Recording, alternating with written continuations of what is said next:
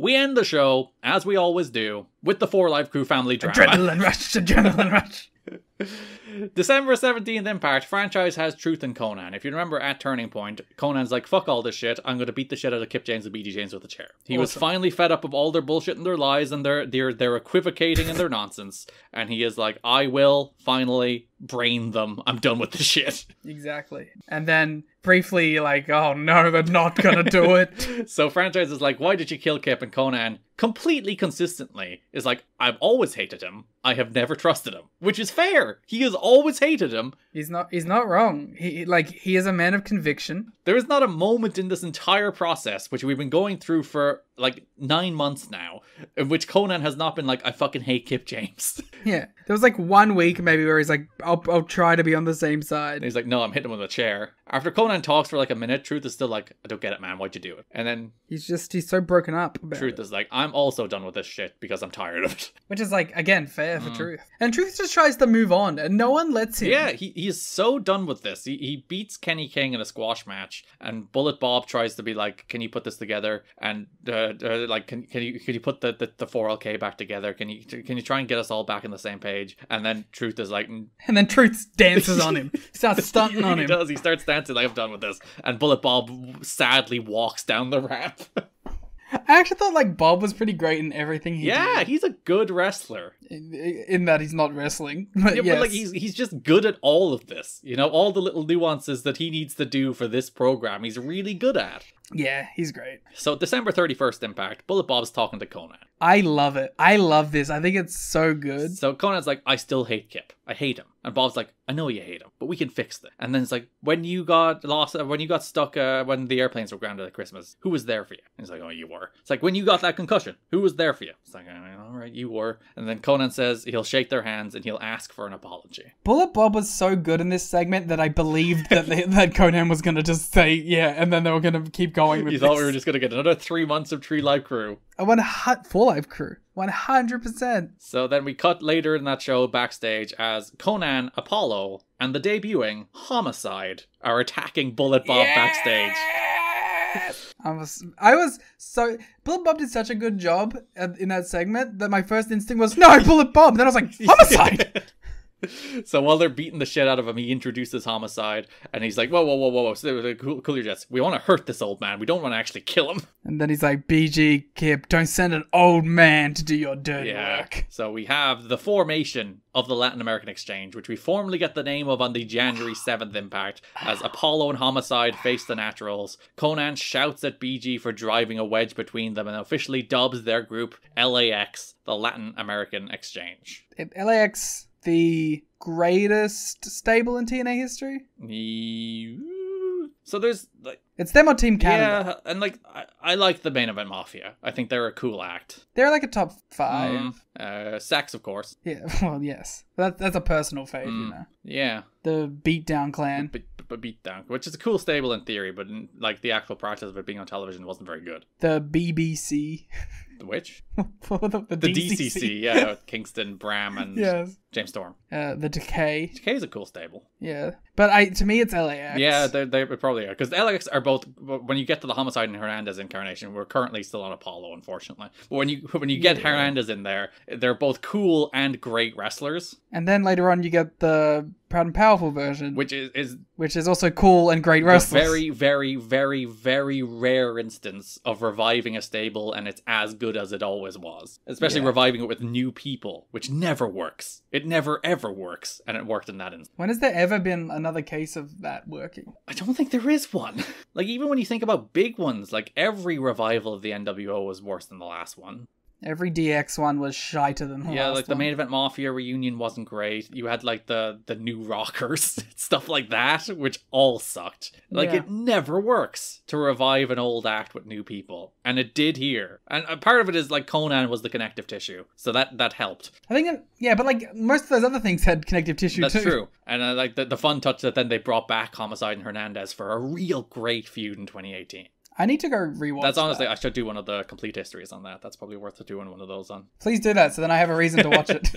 But yeah, here they actually don't win. They immediately attack the Naturals, slapjack, immediate DQ. BG and Kip try to make the save, but LAX destroy them too before Kip gets a chair and runs them off. So we have LAX. It is currently Apollo and Homicide. I fucking love LAX so much. 51-50 nothing to mess with. And also, I think LAX's theme is my favorite TNA Yeah, theme. they don't have the theme yet. They have the a just weird Latin song. Yeah. But January 14th Impact franchise has BG and Kip. You love this interview, so you can take this one. I think that this is the best BG James has ever been, possibly ever. Like, it is the best he has ever been in TNA, but it may also just be the best he has ever been ever, because he isn't doing shtick. He is doing what arguably he probably should have done, like if he was born in a better time for him, was he was just doing like a territory fired up babyface promo about how the heels took out a member of his family. And it was honest and it was true and it's great. Because BG is one of those guys who is undeniably charismatic. He is a guy who can talk. But the problem is, you identified the problem, like it's always shtick, it's always bits, it's never serious. He's never doing pro wrestling. He's always just doing catchphrases and he's doing comedy bits, and he's never doing a thing that could actually take his skill set, which is he's a good, confident promo, and use it to actually sell some pro wrestling, as opposed to just constantly doing bullshit. Whereas, as you said, this interview where he's mad at Conan, and he wonders how long Conan has like hidden these feelings about him and his family, and then he just shouts multiple times, "That was my daddy."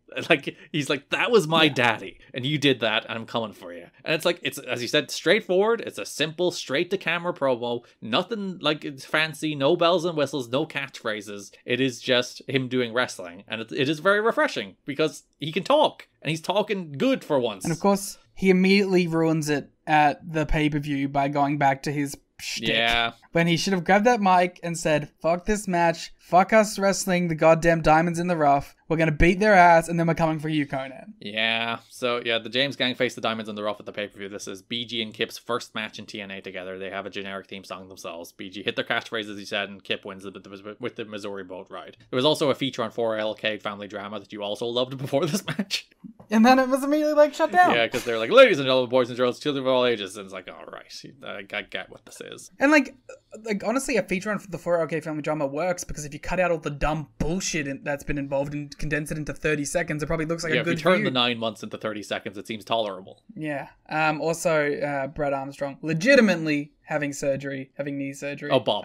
Bob. But, sorry, Bob, not Brad. But yeah. Yeah, that is great, because like they jumped him backstage and they tied in the fact that he was getting knee surgery and like they rolled footage of him like walking out of the surgery and stuff. It's like, oh, I love pro wrestling. And he's still wrestling. He was for years. Crazy. Yeah. Yes, add this. Oh yeah, there's that story. I don't even remember where I put it in the notes, where it's like a few weeks after that knee surgery, he was wrestling. It's like, God damn it, Bob. He was told not to wrestle until March, but was back wrestling on the 29th. Bob. Which Dave clarifies with, he was not moving well. Well, he's a 60-odd-year-old man who just had knee surgery, Dave. As we close out this little 3LK family drama spot with the January 7th Impact, there is a Ron Killings versus Bobby Roode match. Also, like, your friend, Bob Armstrong, was murdered. And you're like, time to have a wacky comedy thing with Bobby Roode. He's over it. He's like, that's your problem. I'm done with all this. So yeah, this is a weird thing. So Truth rolled him up and beat him immediately. Rude was like, no, it can't go down like that. Demanded a rematch. Truth obliged. The crowd were chanting 1, 2, 3, presumably foreshadowing Shawn Waltman showing up at the pay-per-view. Then Rude tried to use a hockey stick. They ring the bell. The match starts. Rude tries to use a hockey stick. Truth rolls him up and beats him again. Just immediately. And DeWar's like, only a coward would take this victory. He beat him twice immediately. They do restart the match. I don't think Truth even really accepts it the third time. They just restart the match. Truth was lining up an axe kick, but DeMore connected with Truth was lining up an axe kick on DeMore, but Rude connected with a Northern Lariat for the win, which sets up a pay-per-view rematch as it does. Beating him twice in like 10 seconds was not conclusive enough, so Bobby Roode faces Ron Killings on the pay-per-view again. Earlier in the show, franchise has Truth. Conan is mad because Truth isn't calling him back. Truth is just happy to be free from all this 4LK drama, but Conan's like, no, you can't get out, man. Blood in, blood out. Truth has no problem with Conan, but can't trust Conan after what Conan did to Bullet Bob. Conan offers Truth the assistance of LAX and tells Truth to think about it. Ooh. Presumably the American in the Latin American exchange. Yeah. Truth has What's Up written across his ass, but he does not yet have What's Up as his theme song. I presume it's just a thought gestating in his head. He still has the 3LK theme song. He's the one that kept that. As he should. Conan comes out and briefly distracts Truth, allowing Rude to hit a Northern Lariat for the win. BG tries to get to Conan, but Homicide attacks him. Ron doesn't help and just leaves. Kip makes the save, nailing Homicide with a chair as Conan bails. I reckon, like, Homicide and BG would have a real great plunder brawl. Yeah, there would be a lot of blood. Yeah. Might be a little too, as like 1998 WWF Hardcore match, though. Yeah, I was like, transfer them back into like the 1980s and then do that match. You would need it to be more of a Homicide match than a BG match. Yeah, or like BG like inheriting his territory genes for one night only. So you may notice if you were watching the segment, Apollo didn't come out with Conan and Homicide. Because they decided to get good. And Apollo may not be welcome back for a while after missing his scheduled pay-per-view pre-show match. TNA management wants to be consistent about how they handle those shows, and since Jeff Hardy and Sean Waltman were suspended, Apollo likely will be. Apollo was brought in at the recommendation of Dutch Mantel, who knew him from his days booking Puerto Rico. Apollo, though, isn't considered a strong performer with much upside since he can't cut promos and isn't considered a strong worker.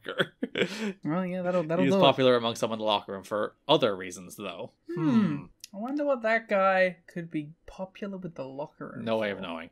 So yeah, Apollo's done. This is that incredibly jacked Is individual. this the end of Apollo? I didn't check that. You might have to do a retrospective for Apollo, Liam. Oh, Garrett. Yeah.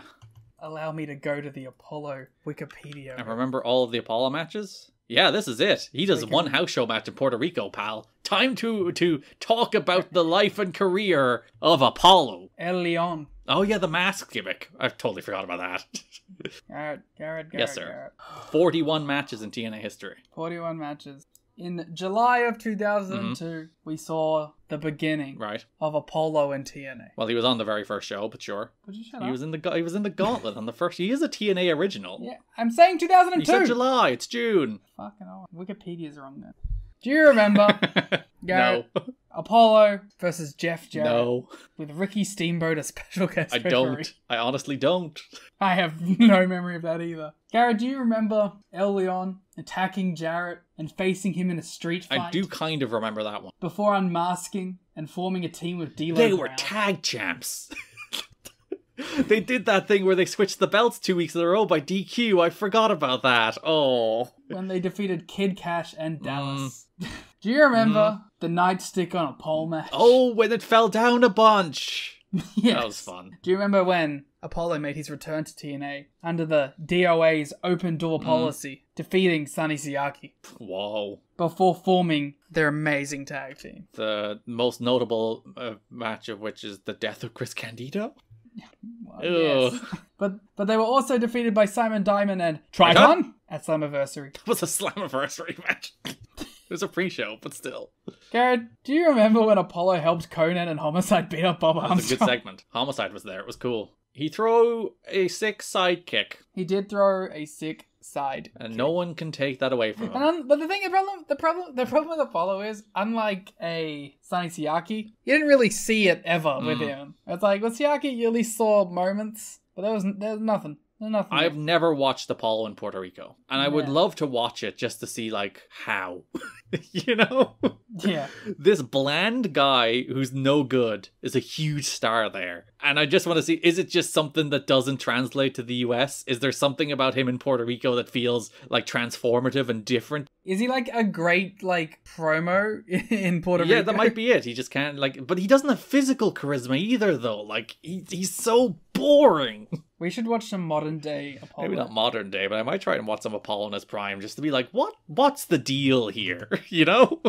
Garrett, do you remember in the future on December 21st, 2007, when he signed a contract with the World Wrestling Entertainment? No. And then when he was released 4 months later? He hasn't wrestled since June this year. Well, I'm surprised he wrestled He only had 2 matches this year, so he seems to be like a special attraction here and there. He also did some MMA. He hasn't been particularly active since basically COVID hit, it seems. Even then, 2019, he wasn't too busy either. Unless he's working locals that just aren't getting picked up by Cage Match. In 2007, he was arrested for missing child support payments. Cool. Oh, no. What? And that's where we're going to end talking about him. Oh, good. Cool. That's it. That's the end of the podcast. Apollo's gone. We'll never mention his name again. His son wrestles now. I don't even want to know. Oh, I mean, I'll tell you after.